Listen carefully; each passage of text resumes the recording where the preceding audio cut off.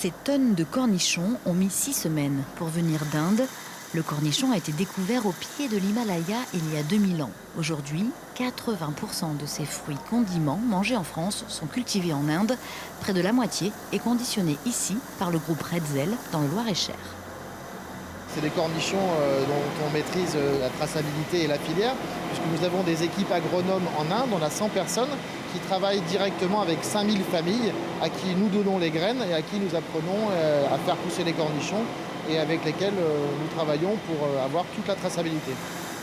Avec son climat chaud et humide, l'Inde offre 3 récoltes par an contre une seule en France. La production indienne permet d'avoir du stock toute l'année. Jusque dans les années 90, le Loir-et-Cher était un des 3 départements producteurs de cornichons. C'est donc naturellement que le groupe Redzel a voulu relancer la filière il y a 2 ans.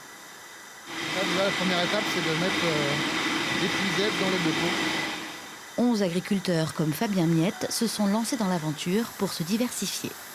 On a une garantie, si la culture a un orage, notre culture est sécurisée financièrement. On sait que s'il y a un pépin, on ne perd rien. Le prix, il est contracté à l'avance et ils prennent toute notre production du petit au gros cornichon. On est aujourd'hui à peu près à 1% des volumes. Notre objectif à 2-3 ans, c'est d'atteindre 5% du marché.